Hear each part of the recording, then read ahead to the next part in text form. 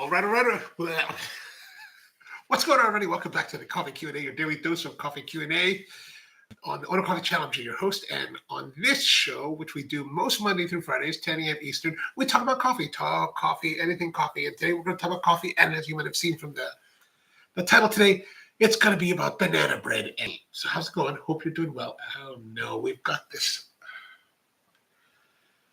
I see we've got an issue here with the... Are you guys? I'm presuming you're seeing this choppiness.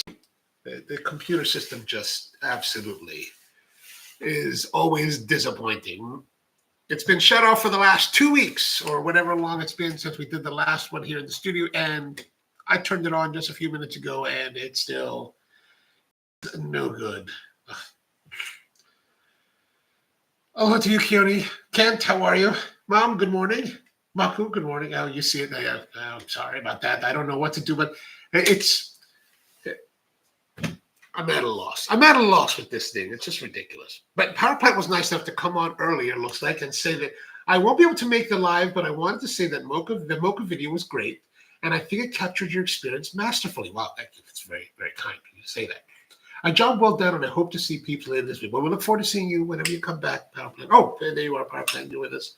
Ruffles, how are you? Good to see you. So I'm going to try to not move too much so it won't look too choppy. Try to reduce movements so that it's not so irritating. It's very irritating to me. Andrew, half a day to you. Good to see you. And so what we have today is some banana bread. Every once in a while, my mom has extra bananas and she makes banana bread. And this banana bread, back about, maybe 20 years ago, this banana bread won the blue ribbon at the Maryland State Fair.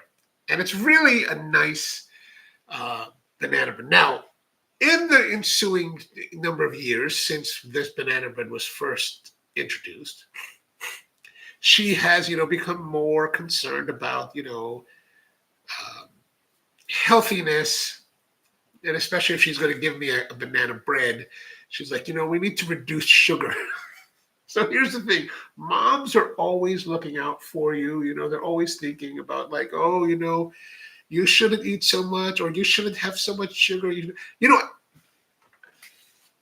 I'm 56 years old.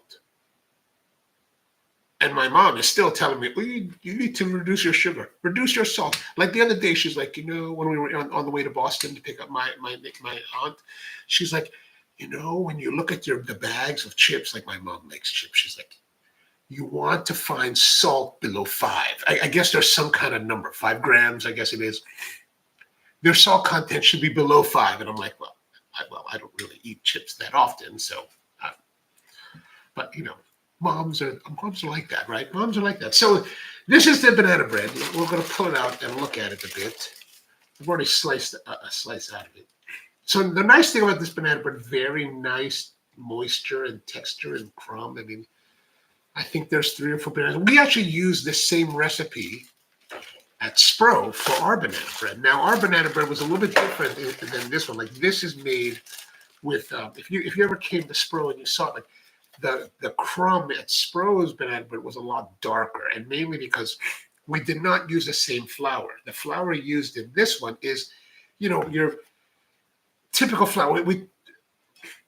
My mom tends to use the home version of King Arthur, which is just King Arthur Red, which I really like. It basically, King Arthur is essentially the same thing as the commercial version called Sir Galahad from King Arthur, which I think is a really excellent product with great protein amounts and just works really, really well for general baking. Now at Spro, we actually made this banana bread with as a gluten-free menu item. So we would actually we started early on when gluten-free, like in late 2000 aughts, which sounds such a strange thing to say, but 2007 or so, 2008, we started to do more gluten-free things, and this became one of the items, and we would actually make our own gluten-free flour because, at the time, gluten-free flour really wasn't available, so you had to to get a bunch of, other stuff together. I would have to look at the recipe now to remember because it's been quite a while. Because after a while, let's say, like for example, Bob's Red Mill, they started to produce a very high quality gluten-free flour. And so instead of me having to source, 6 or 7 different like types of flours and ingredients to create a flour, and then all the proportions are different, right? So it's like you could buy like sacks and sacks and sacks of this stuff and put them together, but you couldn't put them together in equal amounts. So you'd always have like extras, and you always had to balance it out. It was a bit times, and then you had to homogenize the whole mix together so that you had full suspension of all the ingredients thoroughly throughout, so that when you scooped it out and measured and weighed it, you would have complete homogeneity of the flour. So, but one of the things that was really to my taste that I didn't like about gluten-free flours is that almost always they had to use tapioca flour. And I forgot the exact reason why we had to use tapioca flour. There's certain elements that we'd use. Tapioca flour is one of them. Different gums and gelatin we would add to it because you're trying to create the crumb texture that you have with regular wheat-based flour. And that's really difficult. But one of the problems with these gluten-free flours, especially early on, is that you would have to add tapioca flour. And tapioca flour on its own is not terrible, but what tapioca flour does, it gives me a texture. There's a texture that's kind of not gritty, but maybe gritty could be the best way to describe it. And it was like, I could always feel it like on my palate, like it just bothered me. And it was perfectly fine. Everyone loved it. Like people really bought the heck out of it. But I was always like, Paige, good morning to you.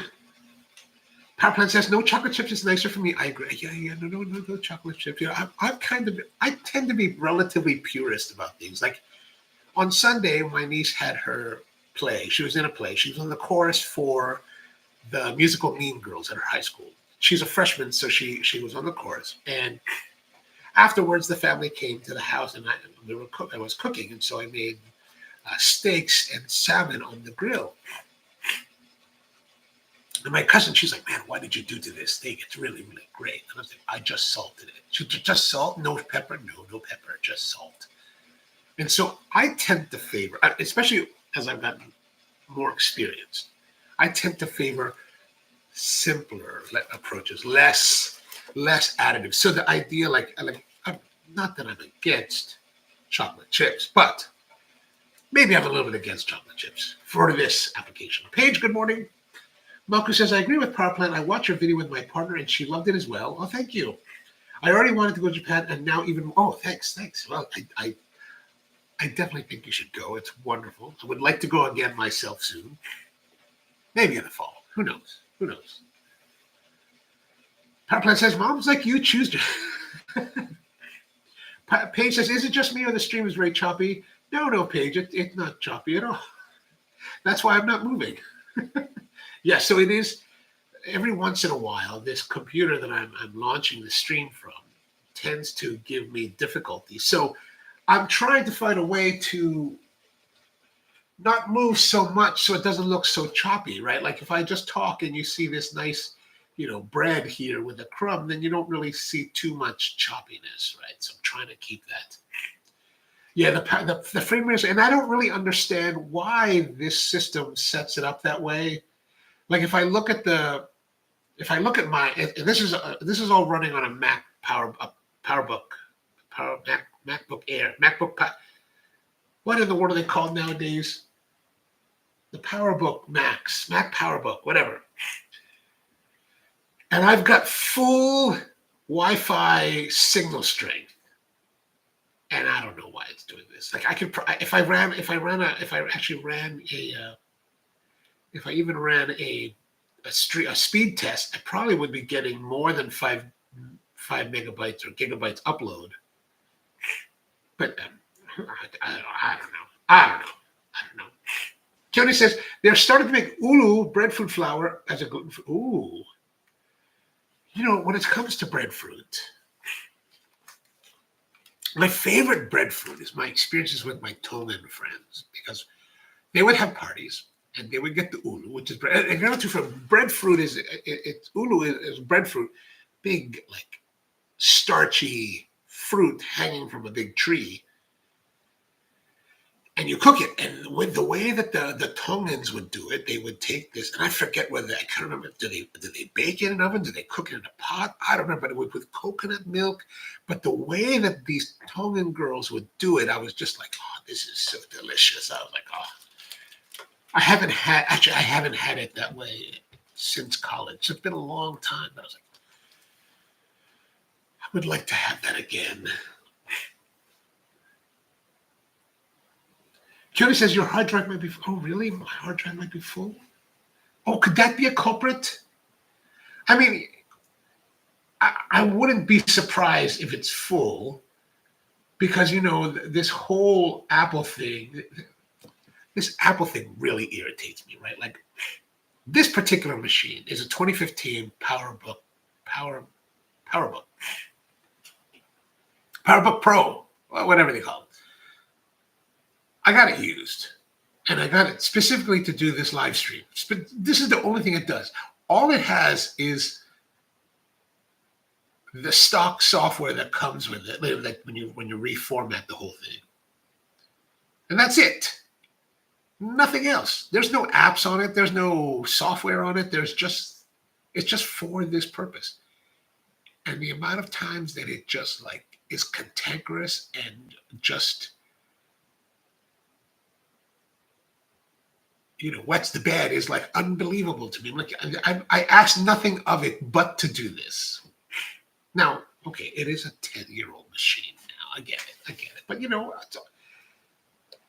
I bet if I took my 2013 MacBook Air, which is theoretically a lesser machine, I bet it would run it fine, because my little MacBook Air just keeps on going. I'm really impressed by it.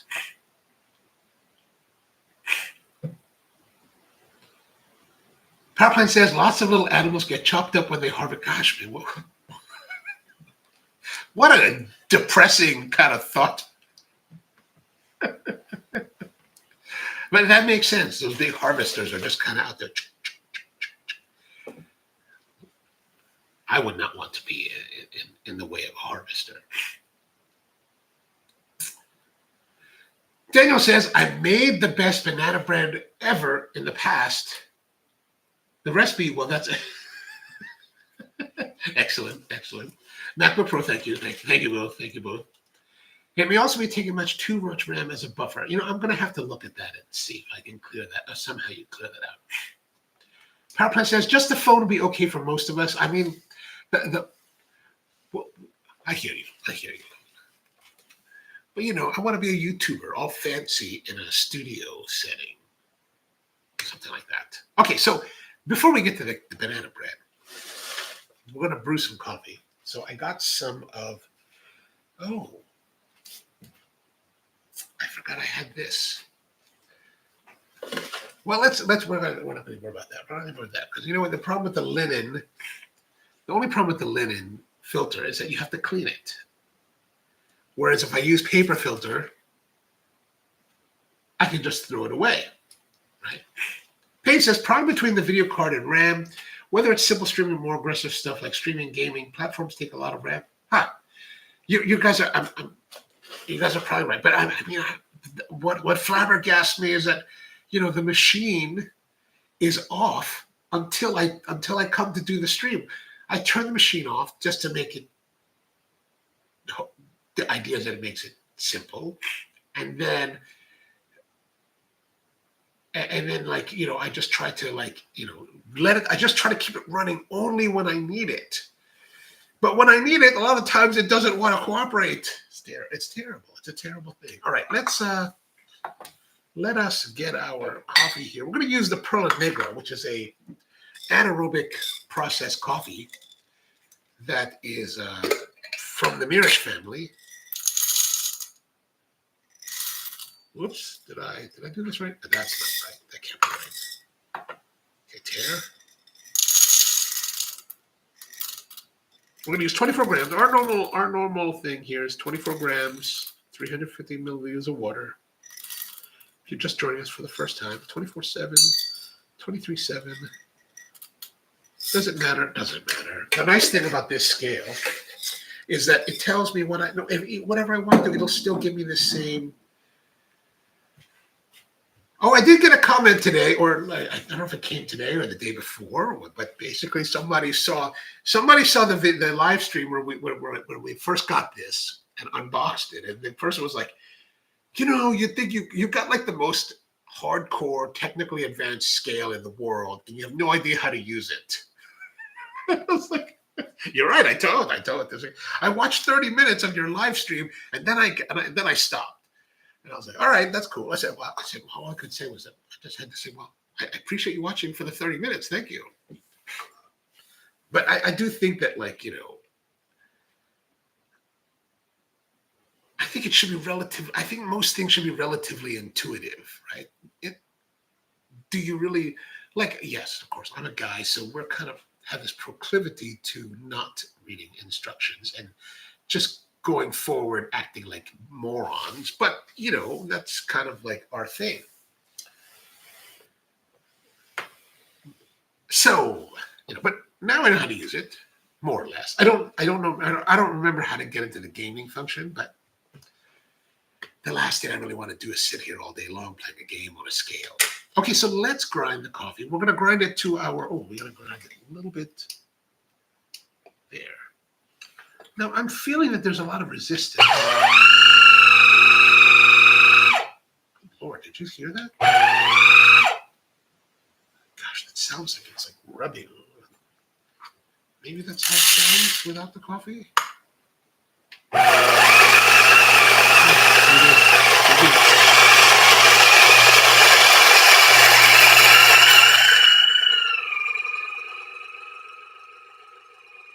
Daniel says, "Don't turn to fancy YouTube people. Oh, don't turn into a fancy YouTube people. Just go too far with it." Okay, I will try not to. I much prefer live without all the theatrics. What kind of theatrics do people have on their live streams? Who do I watch? I watch a few people on their live streams. Like last night, I was watching Lily. What is her? She's on. I subscribe to her. She's actually the wife of another YouTuber that I enjoy watching, Aaron Parecki. And Aaron is mostly a content creator YouTuber. Like, he's more the technical side of YouTube. So he does a lot of reviews and discussions about the technical gear to do YouTube. He's really great, and I really enjoy watching his stuff. And it's really insightful. So many YouTubers are much more insightful than I can be, right? They take the time to really understand it. Like me, I'm just like, well, it's all about intuition. Where Aaron is the kind of person that will probably read the instructions on the manual and learn how to use the switchers completely. Like, I've got this switcher here, this ATEM Mini Pro. I barely know how to use it. Like, I know how to use it to do what I needed to do, but there's a whole world of options that are probably available for it that I have no idea because I haven't really used it. It's terrible. All right, so we're going to use our new Kogu brewer. This is the Kogu 700 milliliter, the larger size brew kettle, and then the Kogu wireframe, which I haven't used since the last time we used it, but it's fairly nice. I like how this flare here at the bottom comes down and kind of helps it to drip off. Honestly, that we have a lot of different brewers here. I've used a lot of these different brewers, but you know what? Honestly, I don't really know the difference. Like, is there really a big difference? Am I really critically looking at it so critically that I'm going to notice a difference? Actually, I don't really look at it that critically. I'm probably the worst coffee YouTuber out there as far as like technical gadgetry, because I really am just like, I just want to brew coffee.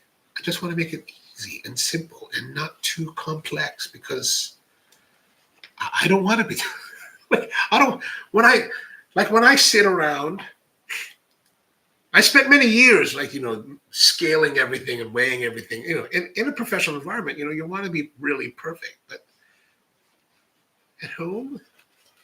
Do I want to be that perfect? Am I that worried? Because I really do believe that once you get I really do believe that a big part of the equation is just getting a lot of the elements right. Meaning that if you buy nice quality coffee, you have clean, nice water, you're brewing it, you're heating the water to the right, temperature to get extraction, and you're using the right quantity to water, more or less. Chances are you're going to have a really excellent cup of coffee, better than pretty much what you can get most anywhere. And this is true of even like in professional situations.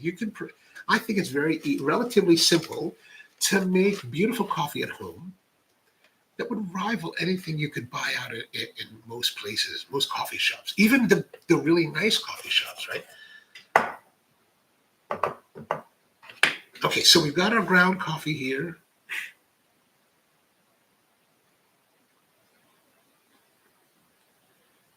Power plant says things fail when you need them most.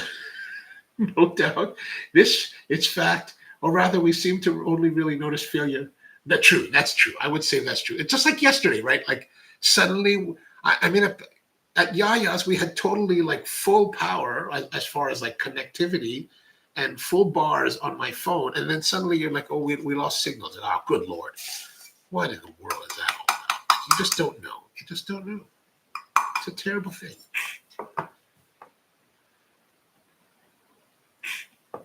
Daniel says, singing for one, not to name anyone. Who sings in their... I mean, I could sing if you really want. We could find something. Maybe some Taylor Swift. Or I do really wicked renditions of Oh Baby Baby, How Was I Supposed to Know by Britney Spears. Could do something like that. Huge microphones in their face. I try not...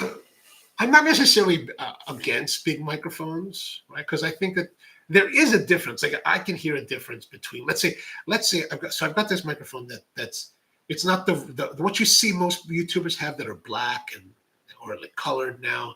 That's called the Shure SM7B, which is a very popular broadcast microphone, but most people are not utilizing it well enough because they just don't have enough signal strength.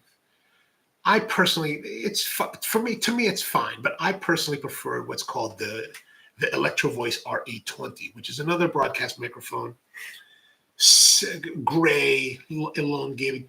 If you've watched like videos where there are, radio DJs are talking, chances are you'd be familiar with it.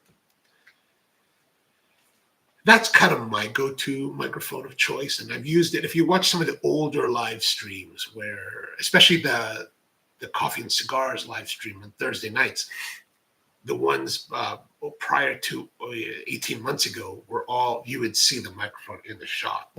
I don't necessarily mind that. And what I do like about, using those type of microphones, that the resonance of the voice and sound quality is better than this. What I'm using here is the first generation Rode Wireless Go microphone. And that's more, here it's more of a, it's just more of a convenience factor because when you have a microphone like an omnidirectional microphone that is a wireless, you can move and do your thing. You don't have to worry about being off axis, right? Like, so sometimes like if you're, take it off. So this one's is a little bit different because this is omnidirectional, which means that it's listening to sound in a spherical pattern around it. A lot of them are more directional, and so that it can remove side noises, external noises. But one of the things that you find with like when you have a microphone, like let's say the RE20 or even the SM7B, is that it's not going to work as well. But like, as you talk and you move away from the camera, the sound quality of the voice in relation to the microphone changes, right? Because that's why you see a lot of these YouTubers or people, even like the radio, like professional DJs with their broadcast mics, they're pretty close to them because they want to get that resonance. Plus, the closer you are to the microphone, the better your bass tonality comes through. Not so much with this little Rode, but you compromise with something like this for greater clarity and better signal quality, right? Because the signal to noise ratio is lower if I'm wearing it here on the chest, and that's why you can wear it here, because it is omnidirectional. It's hearing everything around you. What I do get irritated with some of the YouTubers is when they have their microphones, whether it's this microphone or something else, but these little transmitter microphones, and they're kind of like blah blah blah blah blah blah blah. They're talking about it. Why are you holding it? It's designed so you don't have to hold it, so that you can put it on your body and be as expressive as you want. That's my little peep on it. Graphs. Yeah, no graphs here. You know, if I understood how to like rig this up better and get like better like on screen like graphics, we might have had more graphs, but I don't know how to do that very well. Craig is with us. What's going on, Craig? Russell says Lance Hendricks belts out a few bars. Oh. I didn't know that. Which tells you something. Tony says, to be honest, the only two coffee shops that had excellent coffee that I've been to is 1-1 and Krongtiep. Oh, 1-1. I do love 1-1. And Cafe de Bolton. You know, you've named two of my favorite cafes. You've been to two of my favorite cafes. I think but I do think that there's a lot of enjoyable coffee. I thought something I feel on, what is it, Soy 32? I thought that was very good. Interesting. I think it's very interesting. And I even thought that, what's the roastery that's up Soy 30? Is it Soy 32? A little bit further up there. I thought that they had nice coffee. I had a pleasant experience there. Actually, the coffee shops that I went to, all of them in Bangkok, I thought they were pretty good. They were enjoyable. You know, their big thing is that whole what is that milky coffee? I can't remember the name. But I thought Kaizen on Sukhumvit 54 or whatever it was. But that was actually, that macchiato was done perfectly. Like when I watched the video of that, I'll watch the video of that once in a while. And I'm like, oh, that really was nice. It was really nice. My problem is my talker. Yeah, sorry. I told me we went off these tangents. Let me get our water ready here. Okay, we got our water. We got our coffee ready to go. And we've got 24 grams of our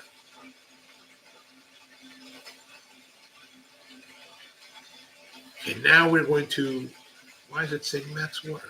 Why is it saying that? Oh. Okay, we know we want to put 350 grams, so I'm just going to do this, and we're just going to use that to do our thing. Paige says, sorry you only had coffee from good coffee in 2 shops. I seek out great shops when I'm out of town or traveling. I found some real gems all over the place. I hear you on that. There are a few that have good coffee, but those two, those two that Keone mentions, 1-1, is owned by a guy named Don Chan, who is the Hong Kong barista champion. His girlfriend lives in Bangkok, so he moved there. Best espresso I've had, and one of the best. I guess maybe now it's one up, but one of the very best espressos I've ever had in my entire career was from there. And then Cafe de Bolton in Salt Lake City that he mentions, also owned by a friend of mine, John P.K. Excellent. That guy is a fanatic. Like some people thought that I was kind of fanatical, but this guy is like way more fanatical than I. Like my fanaticism has a wet dream of being like him. Okay, so here's our water. We got our water in our Kogu kettle. Let's see what the Kogu kettle says as far as temperature.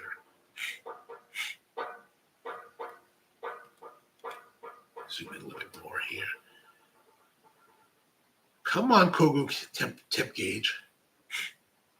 This one is in Celsius, so those of you who are not from America will understand this. I'm just guessing. 85. See, 85 degrees.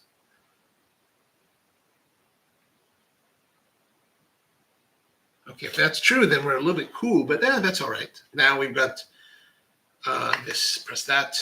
Here we go. Here we go. Here we go. Brewing away.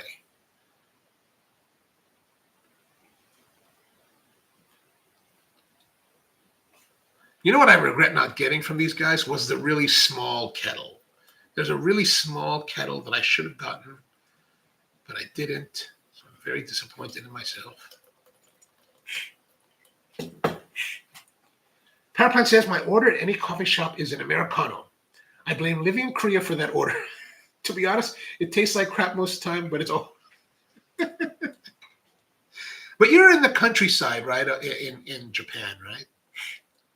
How are the coffee shops there? Like, are there? You know, when I think of like rural Tokyo, Japan, I always think, oh, everything must be kisaten, but or is it mostly dotours and things like that? Paige says, I do find that a lot of shops are mediocre to just okay at best. But I have found some amazing places, and several of them are my favorite North Carolina cities. Also, George Howell in Boston is one of them. Oh, okay, great. Yeah, you know what? I have not been. Well, I can't say that. I went to George Howell's, one of his cafes. I went there a few times, way out in the suburbs. But I have not been to any of his new ones. Like the new ones I hear are super nice.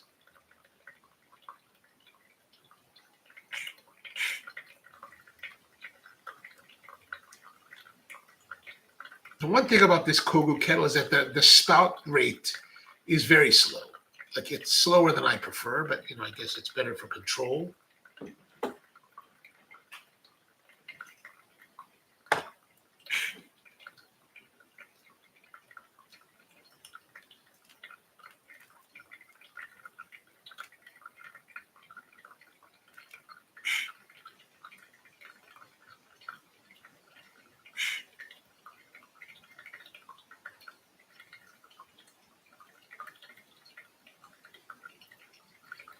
So 300 grams, 2 minutes, 13 seconds. Maybe we're a little bit fast.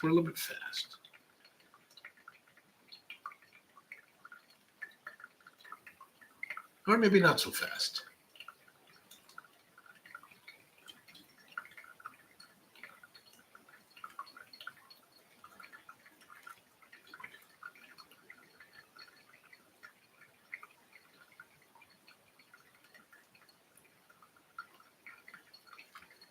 So we're going well. It's going well.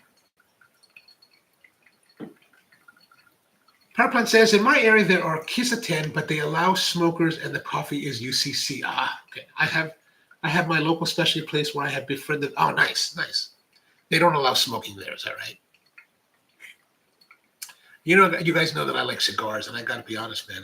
I'm very much a fan of smoking cigars with coffee. My favorite cigar shop used to allow that, but they stopped that during the Olympics or after COVID. They're 350 grams. So I'm very distressed. But I loved it. You can sit there, have a cigar with this beautiful coffee.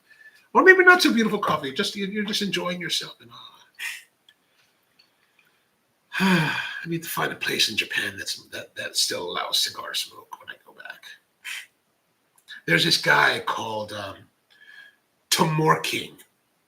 Tomorking. Tomorking Coffee. I think that's what his name is.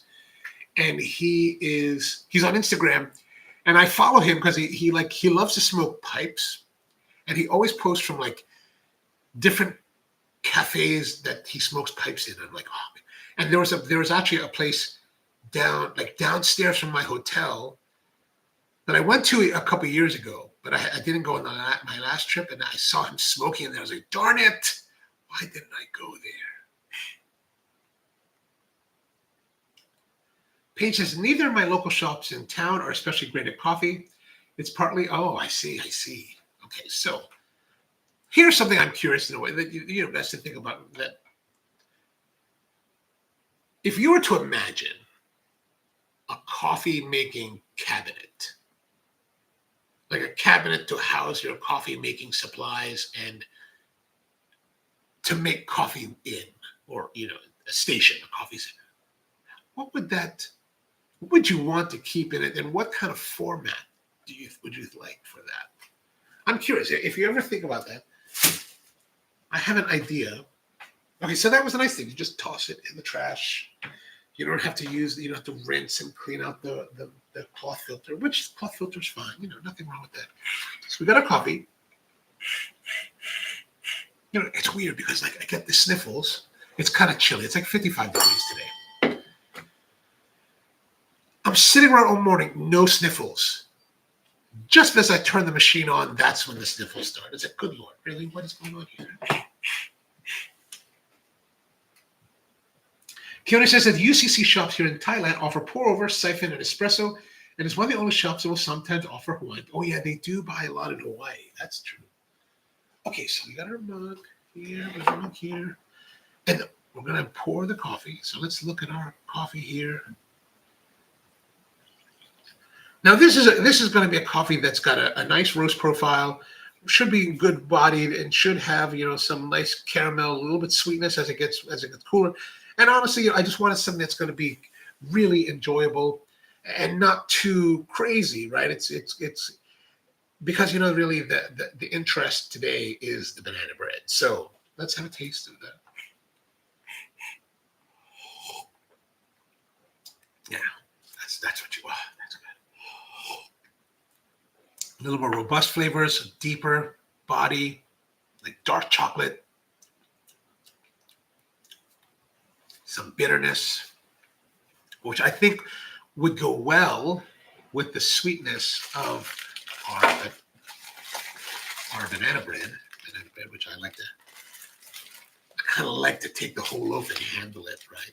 Actually, this is something I don't get to do because typically after it cools, we'll take it and then slice it and then wrap it individually to serve at the shop. So to have the whole one here is quite exciting for me. So you just want to make a nice slice, right? Oh. Now let's look at our cream. We'll break it open. Now we can do I think it's like a movie, right? It's like a movie. Should I sing now? Should I sing? I could.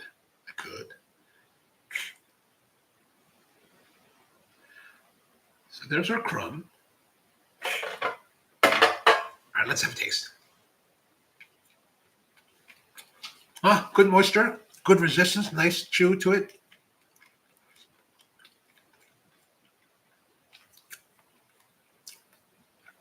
The bananas and the King Arthur flour always gives good texture. Well, as long as you get the right hydration. The hydration is very good.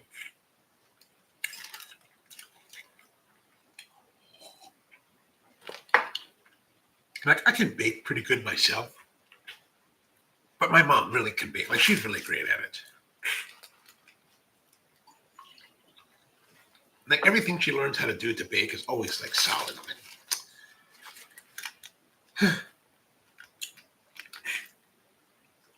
Paige says the shops I've enjoyed most source really good beans or roast their own. Oh, nice. That's what we want. Stopped at a shop in Winston-Salem a few weeks ago, and they used black and white beans. Had a fantastic pour over from there. Whoa. Black and white.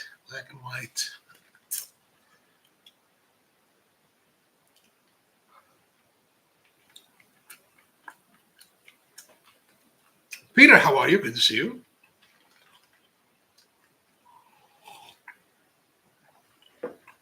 Harper says banana bread is weird because it takes a long time to cook, a really long time, especially. I don't think it takes that long, does it? I'm trying to think how long it takes. It only takes Here's my problem. I have to go look at the recipe to remember them. But at one time I was making the first time I started making. I don't know if you guys have this outside of America, but here in America we have something called pound cake, and pound cake. I grew up eating it, right? Commercial Sara Lee pound cake in the frozen food section. You get it, you take it out, you thaw it slightly, you slice. Oh, man. I love that. My family's an immigrant family, right? So my parents immigrated here in 1968. I was born in 1969. I grew up in very working class areas.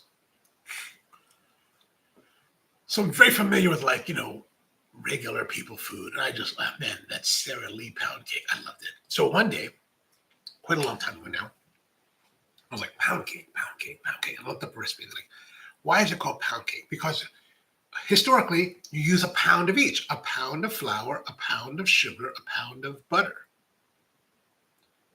and maybe some milk or something like that to hydrate it. And I was like, what? So I was like, I'm going to try it. So I tried it. Pound, pound, pound. And put it into a loaf pan. Baked it for whatever they said. Tested it. Still not done. Man, I baked this thing for like 4 times as long, at least 3 times as long as they said that it was going to take. That was a long bake. I was like, man, is this ever going to finish? Like, because I kept testing it, man. It was always coming out. The stick would always come out. Sticky. I was like, oh, come on. I sat by that oven for like hours. It was crazy.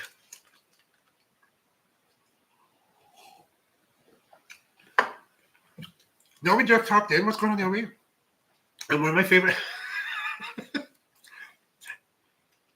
It's just that I don't have too many shirts. That's all. That's really it. I have like maybe 2 flannels. Maybe 3. 4 now. I did get a Festool flannel. Ooh, butter pecan pie. You have not had that. You Southern people, butter pecan. I gotta try that. Who makes a good one that I should go try? Even if it's in your area, eventually I'll get down there.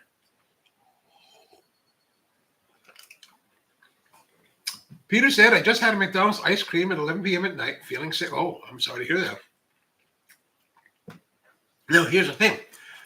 You're lucky. Well, I don't know if you're lucky or unlucky, but I'll let you decide on that. But the fact that you were able to get an ice cream at McDonald's, at least here, if you were here in America, that would be pretty significant because evidently here in America, the ice cream machines are always busted. They're never working.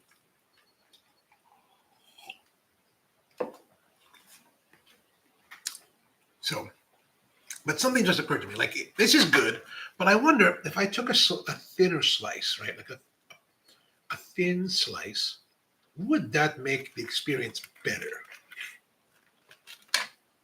Like this is the slice we're going to do with. So very thin. Does that taste better?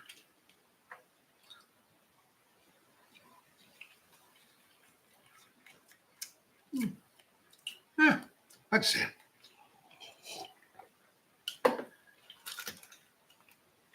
Oh, the colors of the shirt pop on me. Oh, thanks. You make me feel all sexy. Maybe I'll start to sing now. Daniel, what tune should we sing? Paige says, my aunt used to make these butter pecan pound cakes. Oh. I'm not sure if anyone makes one in a bakery locally, but let me know. If you find one, let me know. Butter pecan pound cake. So I don't really know butter pecan other than the ice cream. And I have only had it like a couple times. But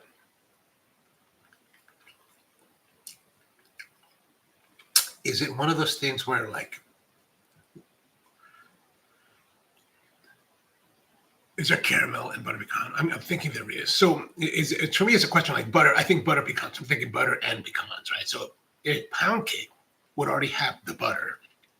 So is it just a matter of adding pecans or do you add something else to it? Peter says, I like gooey banana bread with extra bananas. Oh, yeah, this is not gooey. Actually, like I said earlier in the stream, since my mom's banana bread had won since the time when it won the blue ribbon at the Maryland State Fair, she has adapted it to reduce the amount of sugar. I think I like it better with more sugar. Like there's been a couple of occasions when she's made it to the full strength of sugar, and I'm like, oh, that's so much better. So much better. I think it even caramelized it a little bit more. The color a little bit deeper. Mm.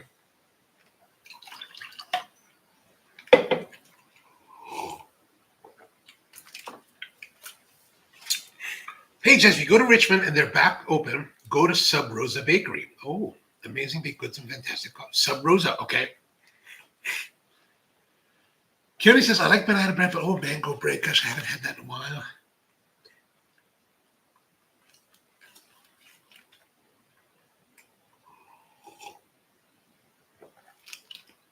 I mean, I think basically you could just take the mangoes and substitute them in the banana bread recipe. At least that's how I would probably approach it. I think that's an easy way to do it. Just kind of drop other fruits. What a grape bread tastes good? I don't know. Grapes.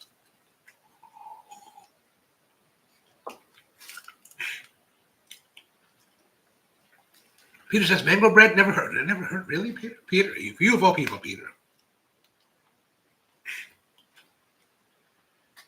Naomi says, I haven't mastered vegan, but what is vegan banana bread? Is that with the gluten-free flour?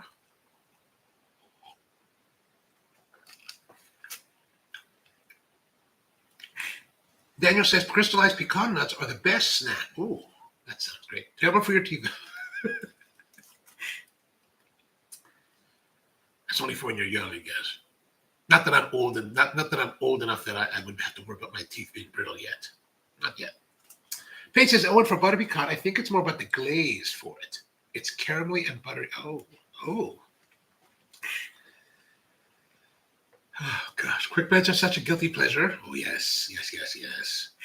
Marco says, the scene in Richmond, Virginia is also quite good. Easy to find a coffee shop with great coffee. Oh, I have not been to Richmond in such a long time. There used to be, I think there is a place, like we used to, once in a while we'd be driving, for some reason we would be down. Oh, I know why, because I would go to Stafford, because my nieces used to live in Stafford. So when they were children, we would go visit them, and then sometimes I would break away, because Stafford is like one exit north of Fredericksburg. No, it's not Fredericksburg. I can't remember the name of the town anymore. Fredericksburg, something like that. It has a place called Hyperion Espresso, and they always had nice espresso at Hyperion. So if I was down there, I would go to Hyperion. Now I feel fooled. Now it says vegan bread is no eggs or any milk products, but I also can't consume a lot of oil. It doesn't. Oh, I wonder what we could use. No eggs, any milk. So you could use like soy milk or something, right? Daniel says vegan banana bread would be tricky. That sounds tricky. It does sound tricky. Richmond, and Paige says Richmond has some great coffee shops. I honestly think Sub Rosa had my favorite latte of all the shops I visited the last time I was there for a few days. Oh, and Paige says Hyperion is awesome. It is Fredericksburg. Okay, thank you. I couldn't quite remember. Now he says Trader Joe's has a vegan banana bread, but it was uber sweet and oil. Oh, yeah. You gotta tone down that sweetness. I wonder what. Does vegan allow you to use sugar? And I'm unclear on this because, like, my aunt, who is, I don't think she's vegan per se. She's more vegetarian, but she doesn't like to have much sugar.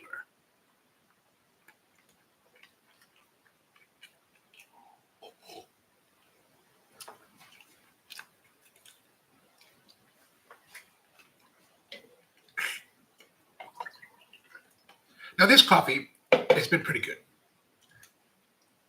Dark chocolate, bitter. Actually, the bitter is kind of heavy, so it really is a good foil. But it's kind of interesting because this is actually the coffee we would use for cold brew.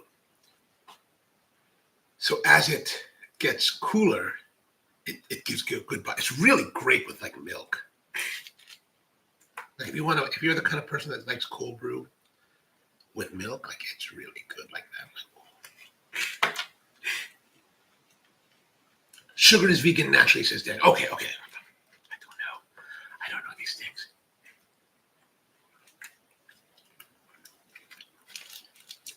Because truthfully, my default function is like veganism. Foolishness. Just eat. I like to eat, so I'm like,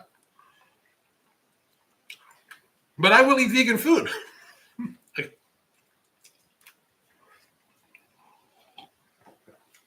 I'm just okay, that's enough.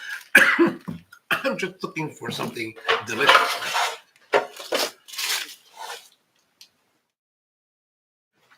So if it's vegan or non-vegan, I'm happy to eat it. Or at least to try it. Right.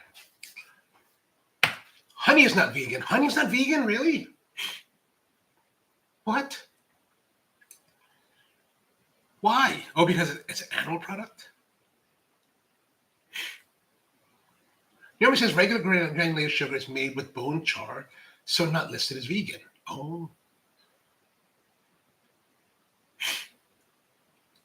I see. So vegan, honey's not vegan, but Naomi will eat the vegan, or will eat the honey. Maple syrup is. Okay, and then Peter says honey. Peter always with the takes. Honey is bee's vomit. I like that.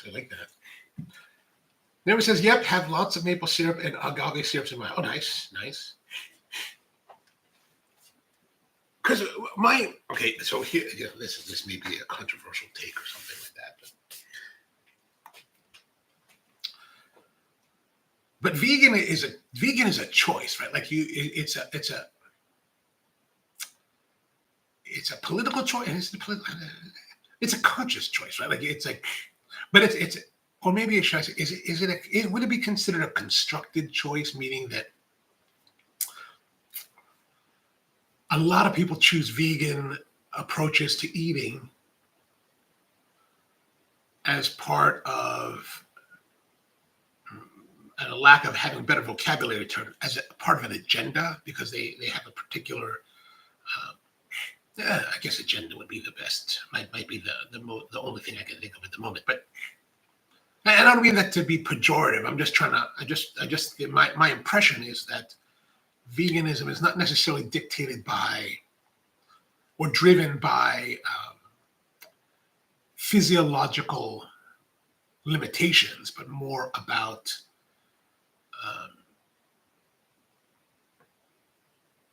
conscious decisions, I guess is the best way to put that. Peter says, I'm not vegan, I'm pig. Well, happy Saturnalia to you.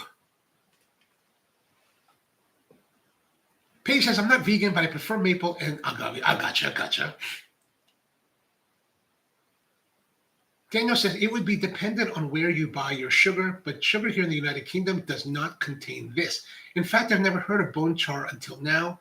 I've not heard of the bone char. Like, do they put bone char? Like, does Domino's put bone char in their granulated sugar? Because I haven't looked at their packaging in a while, but I think all I remember seeing on their packaging was sugar. I think. I don't know. Good question.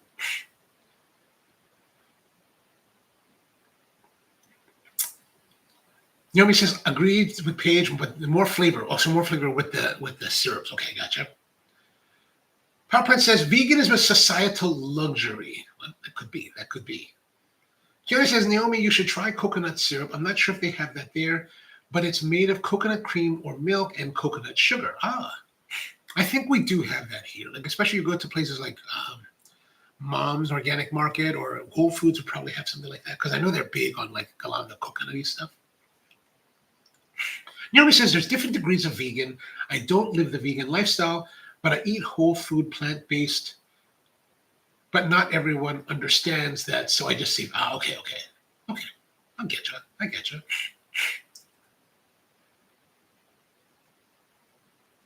Naomi says, they don't put bone char in it. It's made using bone char in some. Oh, that's interesting. I'll have to look into that. Because when I think about the sugar processing that I'm familiar with, that I've seen,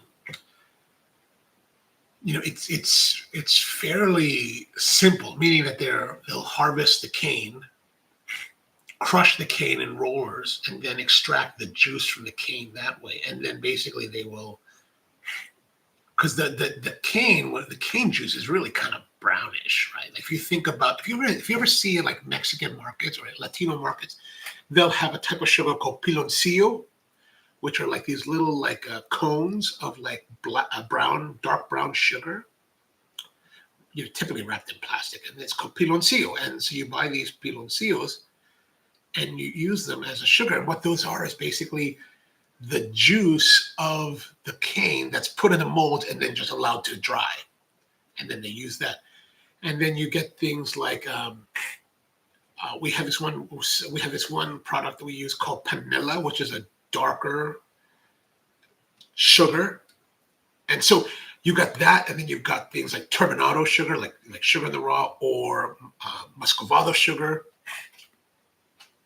And if you look at those different sugars, from the piloncillo all the way down to the turbinado, the sugar in the raw, and you look at these different variations, you'll see that the color variations become from dark brown to very light brown, and then you get to refined to granulated sugar, which is totally white.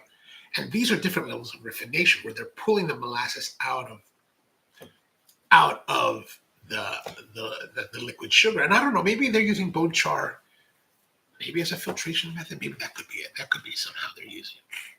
But the interesting thing is that when you're talking about, so let's say we have all these brown sugars, but when we're talking about brown sugar, like what we use in American baking, light brown sugar, heavy brown sugar, all that is actually the opposite way. So they've gone from like the cane, crushing the cane, creating the molasses or creating the juice, and then stripping the molasses out of it all the way down here to the granulated refined sugar, the white sugar.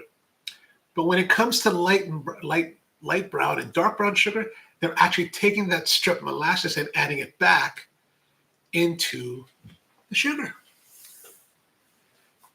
I was like, when I found that, I was like, what? So after that, I was like, talking with some chefs about this quite a few years ago. I'm like, hey, you don't really need to buy brown sugar. Because the problem, you buy brown sugar, after a while, if you don't use it quickly enough, it gets all hard and you're like banging on it. You don't need to do that. Just buy yourself some pure molasses, right? Not the blackstrap molasses. Get the real molasses. Get the real molasses. And whenever you need to make brown sugar for like baking, you just take the regular sugar, measure it out, let's say 2 cups or whatever, a cup, whatever, half cup, and then add a little bit of molasses to it. Mix it in until you get the light or dark brown sugar that you want, and then you're done. Save money. Easier to use. Because the brown sugars, they cost a lot.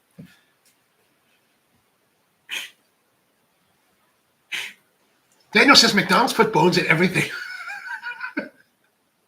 And somehow we got the bones and everything. Good Lord.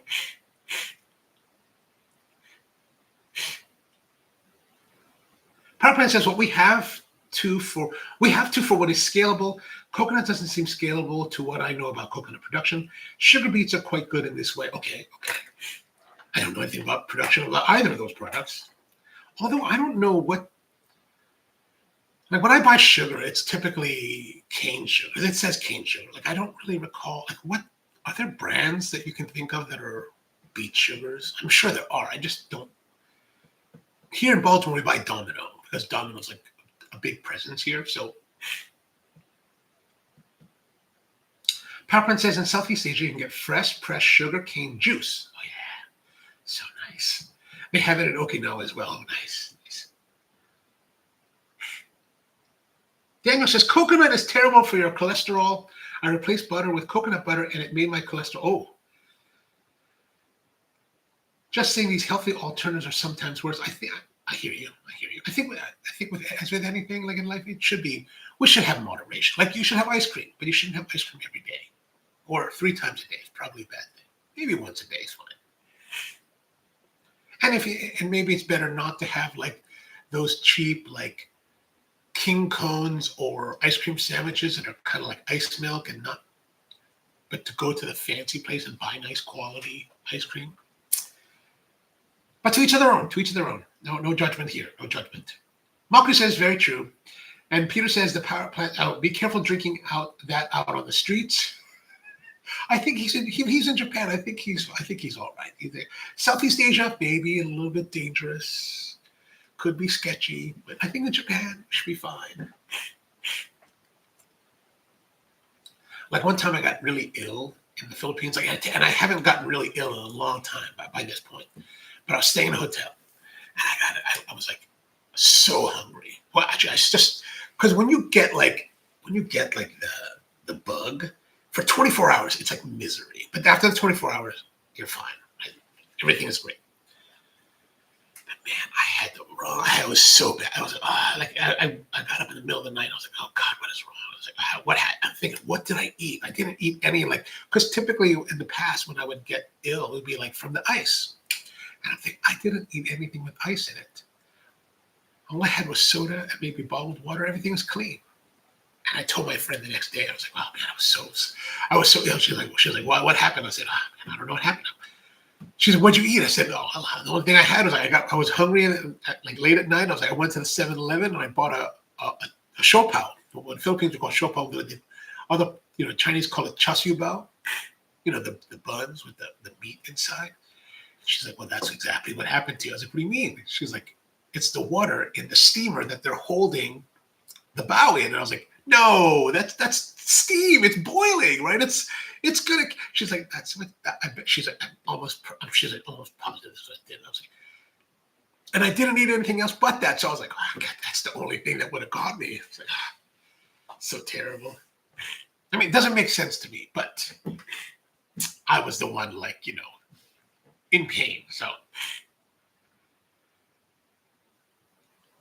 Paige says a bone char apparently helps decolorize sugar. Okay. So maybe they are using it. Okay. So that's it. They're not adding it necessarily. They're probably using it kind of like I imagine how you would use activated charcoal, like in an aquarium or as an air filtration to scrub the air cleaner. Maybe the bone char is used. They're passing the liquid sugar through the bone char. Maybe like a bone char filter to remove colorants or something like that. I'm guessing. Totally guessing on that. I have no idea. Power Plant says in southern Kyushu and Okinawa, they have a special type of sugar called kokuto. Kokuto or kokuto? Kokuto. I'm going to say it's kokuto. Kind of similar to brown sugar. Oh, that sounds good. But do you know if they're adding the molasses after or just stripping part of the molasses out? I guess not that it matters. Naomi says, I used to love that Okinawan brown sugar. Good snack with green tea. Oh. Just eat it like raw with the tea. Technically, it is closer to what it's called musk. Oh, okay. So it is a matter of stripping it rather than adding it. Okay, gotcha.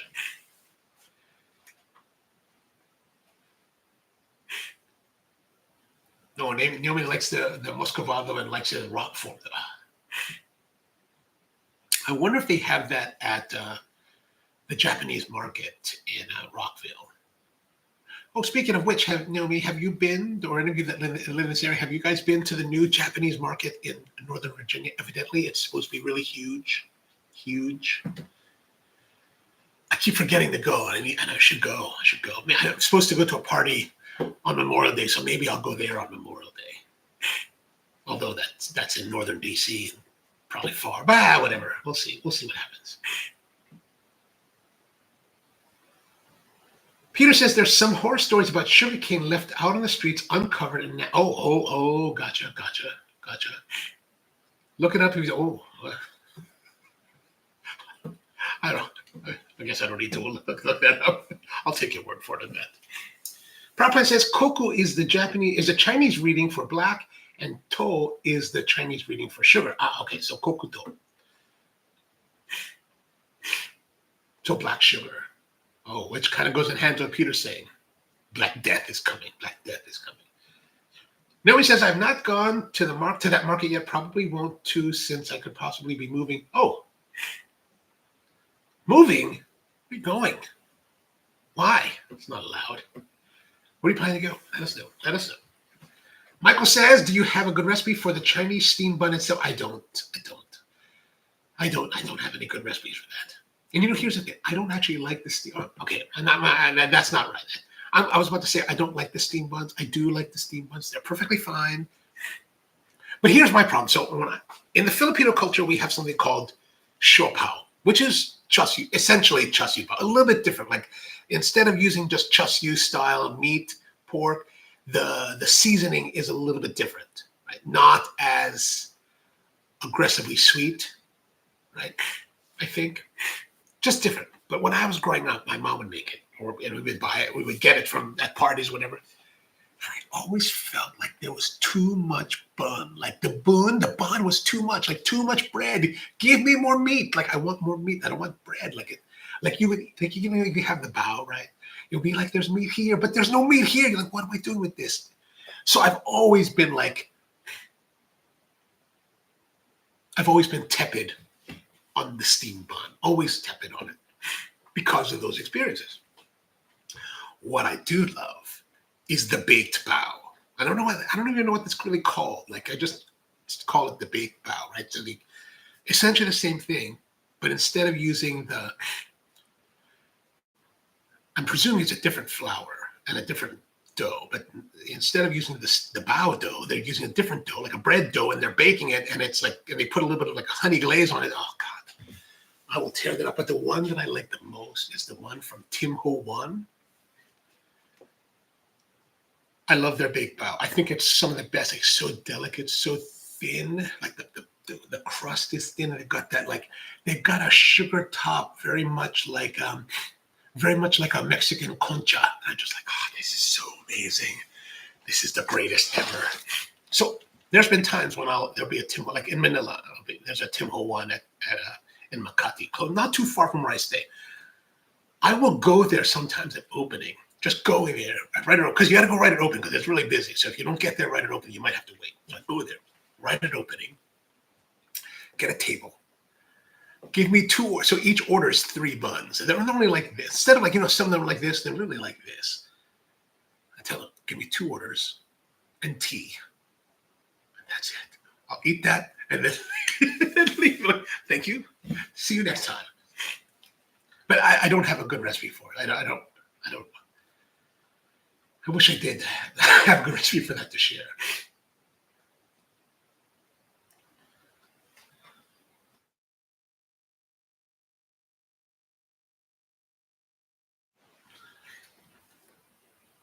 Peter says osmosis is all.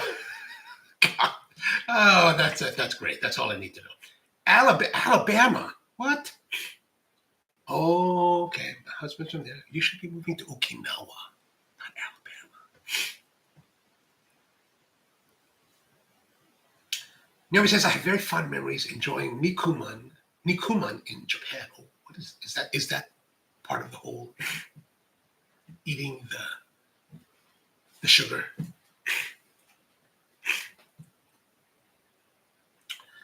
Peter says, more meat, less dough. Yeah, you see, everybody, you understand that the struggle is real. PowerPoint says, if you go to a coffee shop, they will ask if you want cream and sugar with your coffee. Language would dictate you to say, language would dictate you say satonashi, which means without sugar. Oh, satonashi. But it's actually muto. Now I'm scared to actually use those. I'd be like, would you like sugar? Muto. Probably some kind of like horrible saying that people will be upset with me for. Give like a bad name to Filipino people.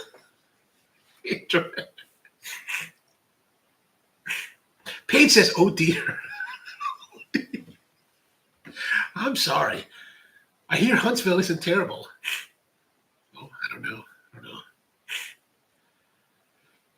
Oh, how's the coffee? The coffee has been good, Baldhead or Craig. Like I said, this particular roast and brew has good, solid, like dark chocolate and bitterness coming through. Actually, this particular version doesn't have as much, and now that it's cooled down, it doesn't have as much of the milky sweetness that I think probably because I went a little bit too long on this particular roast. So, maybe a little bit of an error on my part.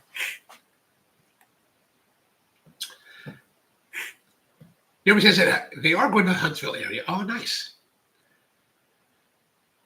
And nikuman is meat. Niku, steamed, but nikuman. Oh, gotcha. Sorry, thank you. I have not had nikuman in Japan. Again, because I tend to be a little bit like when we're at dim sum with my family, everybody wants to get the bao. I'm like, no, give me the baked. Where's the baked? And then I'll tell them, give me 3 orders of the baked. Because you know what? Everybody eats the baked. Everybody loves the baked too. So I have to order like 3. And plus, they don't make as much baked bao at the dim sum joints as they do the steam bao. So you've got to order them early. Like when we get there, we'll order like a bunch of them because it's like, okay, I've had experiences where we've gone there, we got 1 or 2 orders, and then like half an hour later, can we get some more? They're like, we're sold out. You're sold out. It's only 11:30. You opened at 11. So I'm all about this debate. And then I'll get a couple orders of baked bao to go at the end of the meal. Be like, can you put those in a box, please? And I will take that home. I'm really bad at that. Kenny says, I was just going to ask you about baked ones. I'd rather have pork hash or pepeyao. Ooh. You know, that's the one thing about like, so in Hawaii, the Hawaiian term for the chashu bao is manapua. And it's the same thing. So there's a place, you go different places, but there's one place that I would go to once in a while called the Manapua Shop, which is right off of Waikimilo Road in Kalihi, right? You go there and they got all kinds, plenty kinds, right? So you just gotta order different ones and try it. It's very nice. That's the nice thing about Hawaii. Hawaii had such a diversity of range of foods. I could get the bao, and then if I wanted to get the bao, then I could drive over to, the patele shop and get pateles. Oh my gosh. Here, if I want any of that stuff, either I can't get it or I've got to drive far for it. Although I did go to a place yesterday that has Nepali food. And I was like, ooh. So I met the girl there and she was like, I said, what should I try? She said, try the momo. And I was like, the momo? She's like, it's dumplings with the sauce. I was like, dumplings? All right, I'll try that. It's actually pretty good.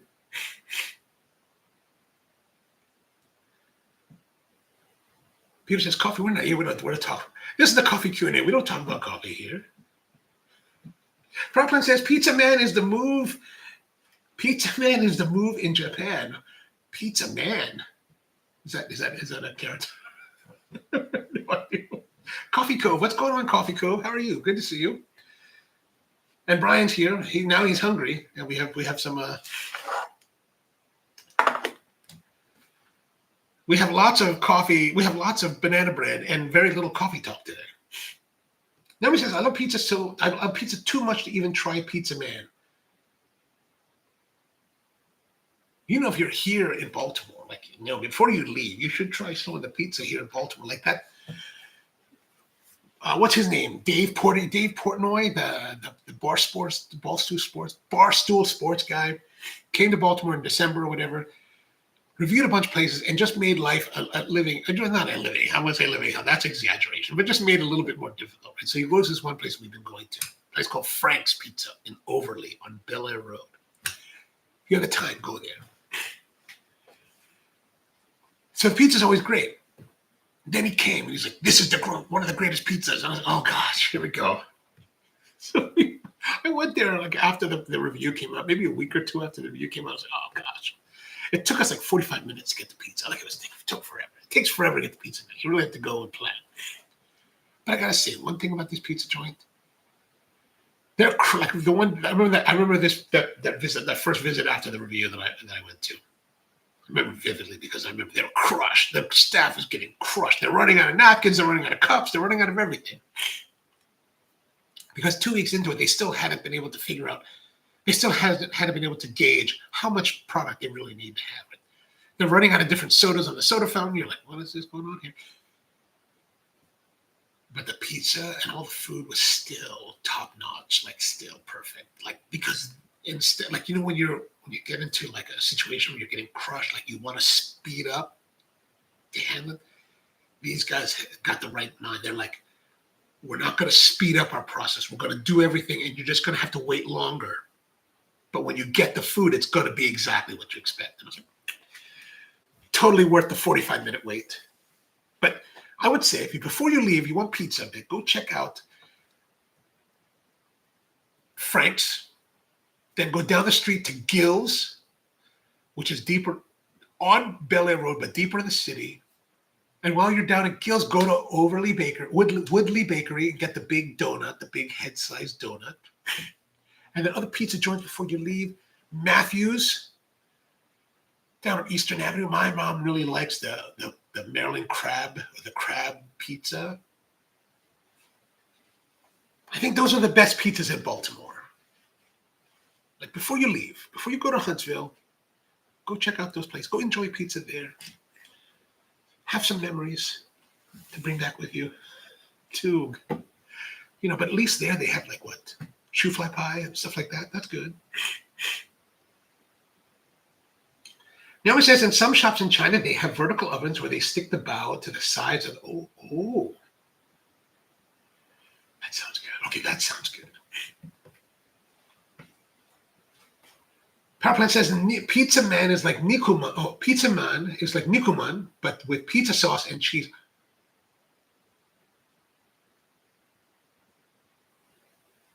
Oh, it's not Pizza Man, it's Pizza Man. Nikuman. So we're talking about, it's still the same bao dough that is steamed and it's just stuffed with the tomato sauce and cheese. Is that right? Am I understanding this correctly? Peter says tandoori oven, but it's not the tandoor, but similar. That's similar to the tandoor. I do like those places where they stick the bread on the walls. And Power Plant says vertical ovens have been traditionally used all over the world. That's true. That's true. I see them a lot. I've seen them a lot in the Middle East as well. And Peter says he just calls it, yeah. I mean, that's a good way to do it. I mean, because most people will understand that for sure. Fiona says that's the one thing that Thailand does not have is really good pizza. But then again, the Thai food is unbelievable. Oh, I didn't tell you. So speaking of Thailand, during our trip, we went to this Thai restaurant one night because I love Thai food. And it's a cute little place in a town called Weymouth, Massachusetts. A place called Sweet Lemon Cafe. Very Thai. All Thai nationals, very nice people. And I love somtam, which is the green papaya salad. Love it. But of course, my parents are with me, so they can't tolerate any level of heat. So I'm like, somtam, but no spice. Which actually was really like their somtam is really good. I love if you're not familiar, somtam is basically like green papaya, so that raw papaya, like not sweet. And they shred it with some shredded carrots and with peanuts and like vinegar, with fish sauce and limes, maybe a little bit of sugar. Man, it's so good. I love it. Like my friend Chantira, she used to make it for me years ago. And she was from Thailand. Every time she would make it, like I was like, oh my gosh, I'm dying because it's so like she's like, it's not, is it too spicy? I was like, no. Yes. It's like, I'm Filipino. I can't take this kind of this light Thai hot is way too hot for a Filipino guy. But I'm like, well, I think you're pretty hot, so I'm just gonna have to suck it up. But what they had also was this. They had some interesting dishes, right? Some twists on Thai food, which I was kind of. Now remember, we're in Weymouth, Massachusetts. This is South Shore of Boston. Like this is very kind of a nice, very like white area, right? And I only say that one because just to give you the preface that they're making some really beautifully traditional like somtam in a very like market that's not really used to that kind of thing, but they do have like things that they're gearing towards their local market. But one of the ones I thought was really interesting that I wanted to try was this thing they called crispy noodle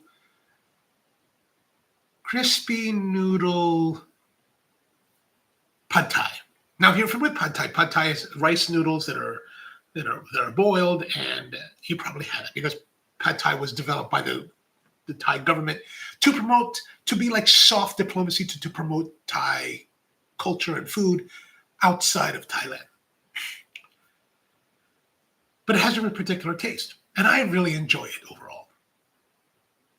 But they were using crispy noodles, right? Pan-fried noodles. And I thought, oh, that's interesting. But when the dish came,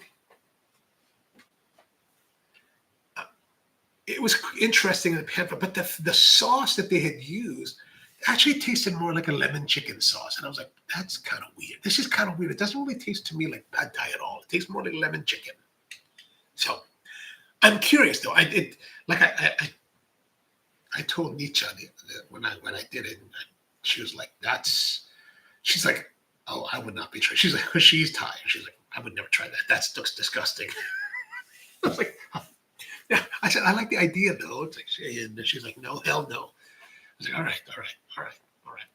But I want to try that, making this pad thai with the crispy pan-fried noodles, just to see what it'd be like. I think there's interesting textural juxtapositions to be had, right?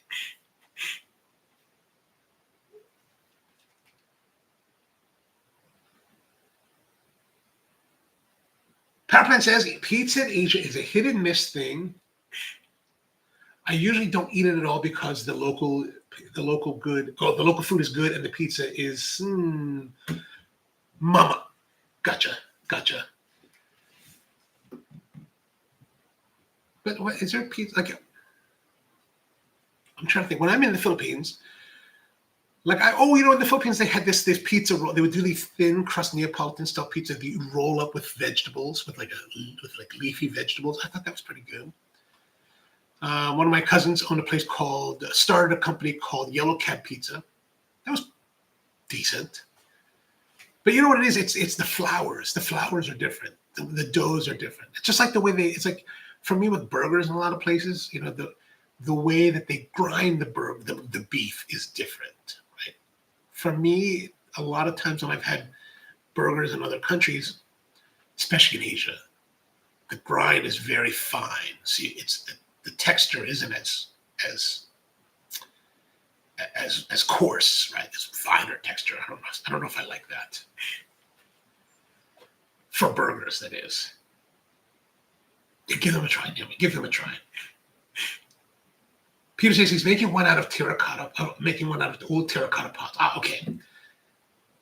Powerplant says, yes, it is the same dough, which is steamed, but with pizzas. Oh, okay. That's curious. That's a curious thing. Maybe with do they put like meats in it, like pepperoni and sausage and stuff like that? Or is it just the sauce and the cheese?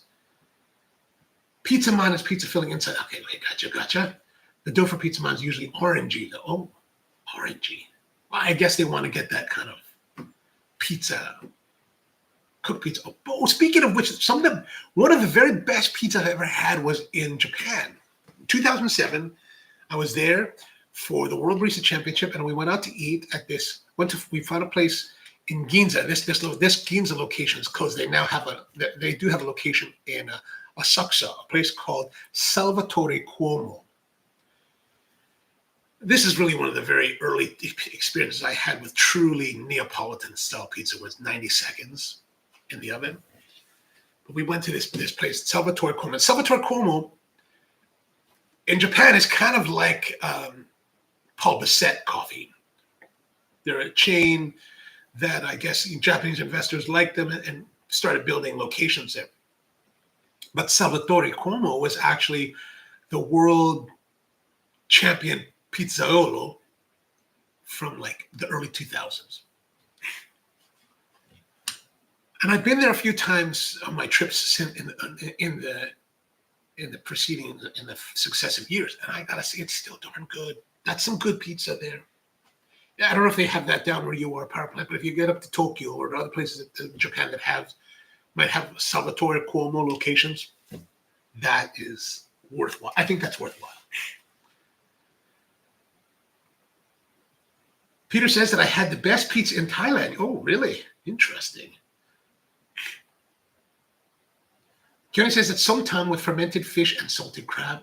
Oh, fermented fish and salted crab. I don't think I've had them. Oh, maybe I've had that. Maybe we had that. There was a place we went to the last time I was in Thailand at Terminal 21. And then I went to that, the other place that I really like is called Rongsi Pachana, which is closer to the Kempinski Hotel over on the other side of Sukhumvit, right? You know, where Sukhumvit starts and becomes the old road, whatever that old road is, on that side of it. In one of those like fancy shopping centers.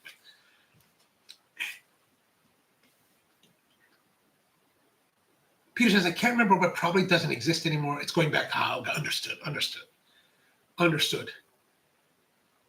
Power Plant says that, so the pizza man is a total failure. All right.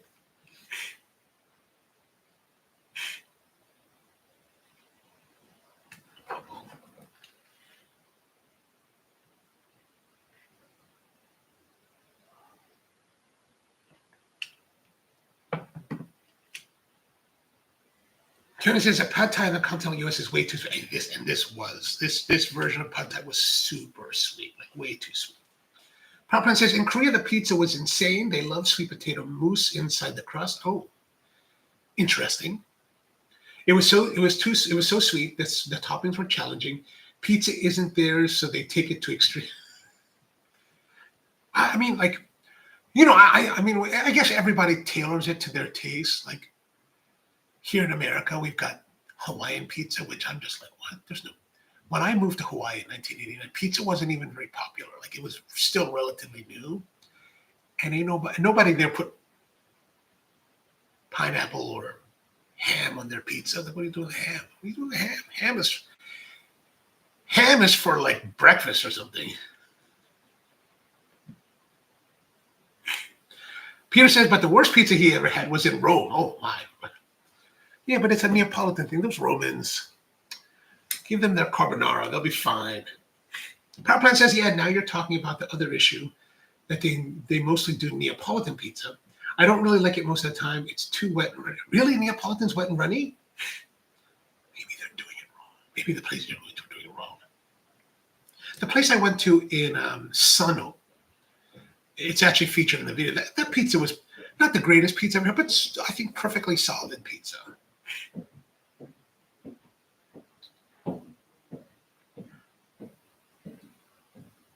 Oh, Pock being a total failure. Oh. Are we talking about Pock in Portland, Oregon? Is that what you're talking about?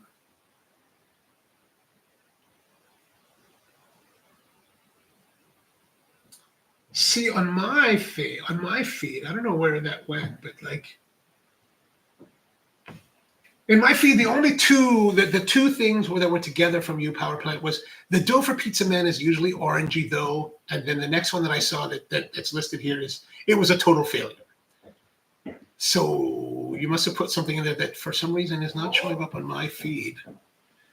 But Pock, I'm presuming Pock in Portland.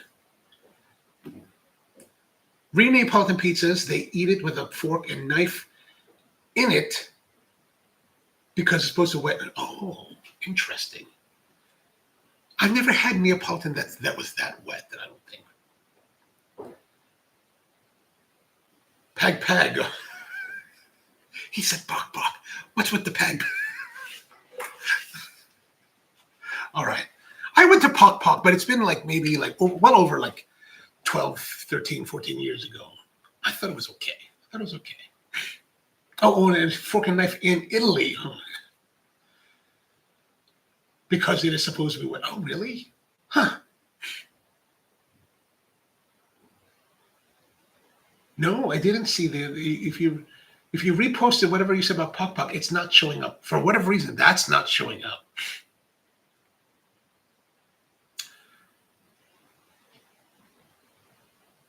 Yeah, like here, I'll show you the.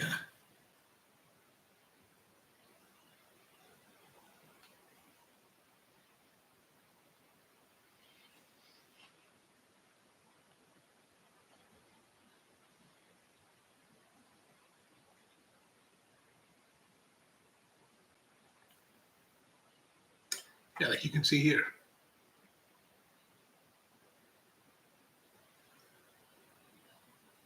That's what I see.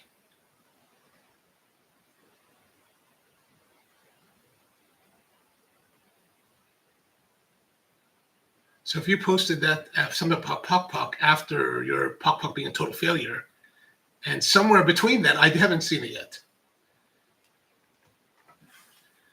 Marcus says we have a place in Charlotte that makes their Hawaiian pizza with bacon and pulled pork. Okay, I might be all right with the bacon part. Pulled pork, I don't know about the pulled pork, but it's the best Hawaiian. All right, excellent. All right. I've learned that I shouldn't like poo-poo on something unless I actually eat it. So, Powerplant says Andy was successful in Portland because it was a white area. When he tried to open in LA, he failed because they have a good Thai. Yeah. There's some good Thai food in LA. Like we used to go to this place right off of Sunset, right off the 101. Like there's this whole like Thai town that's there. Oh, so good. Baldhead says that no chat auto deletes anything that looks like okay. Yeah, because there's sometimes when it'll ask me if I want to hide a comment or see the comment that's being like under question, but this time, in this case, it didn't even show me at all. So,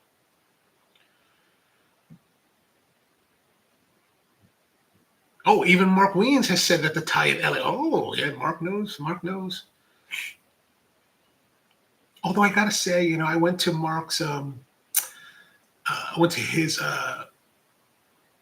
place. Oh gosh, what is his Pudka Prao joint, and it was good.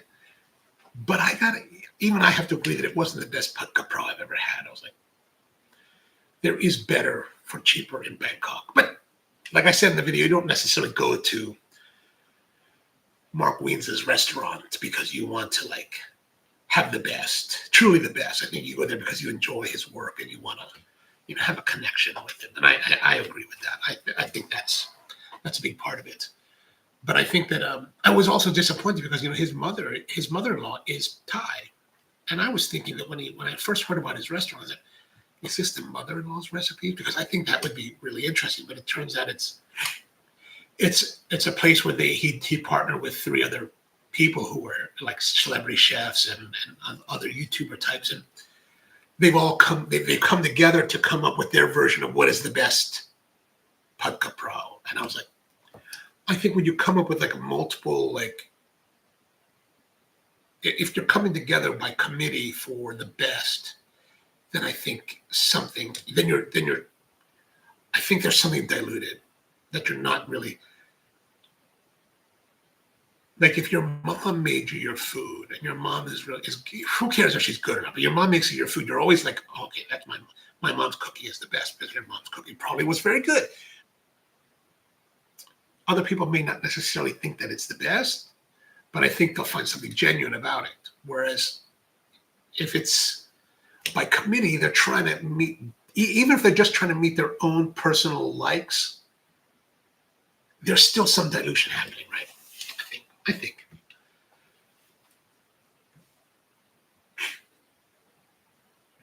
Peter says, I've been to Uncle Roger's fried, and how is that? Like, he's not even a food person. Like, he doesn't even, was it good? Like,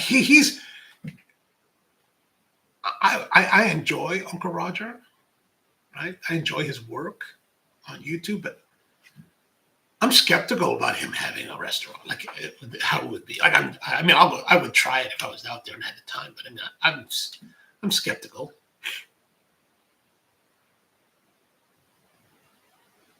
Powerplant says Weens in Asia is prime Weens, and Weens in Europe is less. I think and he just probably feels. Well, it's interesting because he grew up. Where did he grow? He grew up outside the United States, so I think he does feel. I think he probably feels more comfortable in non-Western scenarios or in settings than in Western settings. Powerplant says Uncle Roger is sadly at Minster. Oh, that's too bad. That's too bad.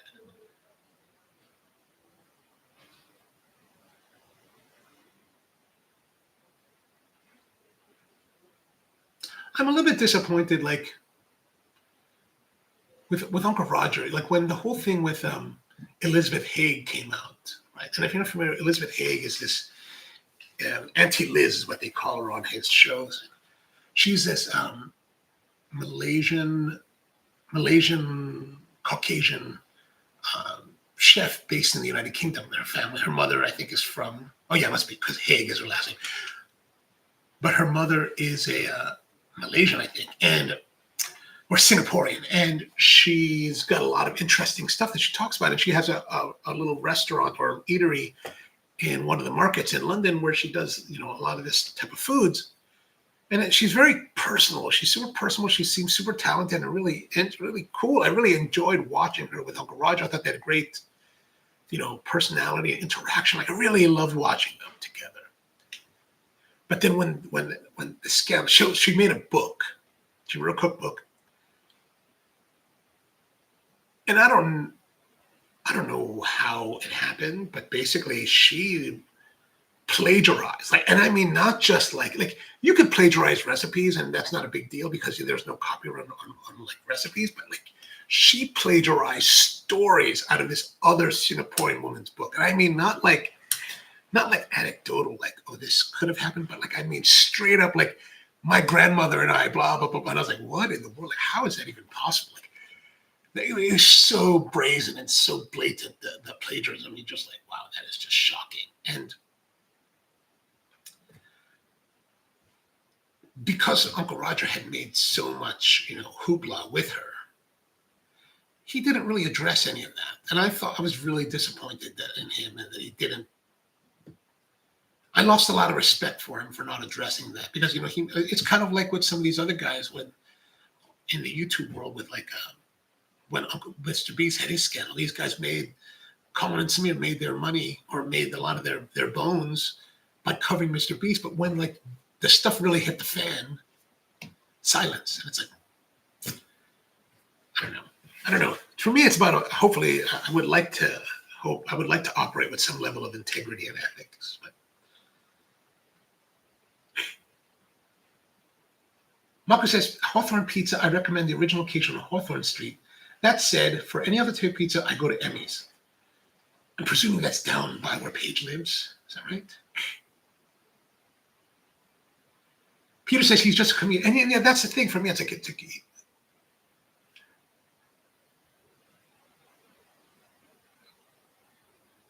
yeah, he's that you encapsulated my skepticism very well in that. Peter says, basing my whole high school homework history. Yeah, high school is one thing, but in the professional world, it's a whole different game. All right, I got to run because I'm supposed to meet someone at 12, and I'm going to be late. And it's already 11:38. So thanks for tuning in. Be back again tomorrow with another episode of the Coffee Q&A. So hopefully you have a wonderful day out there. And see you next time.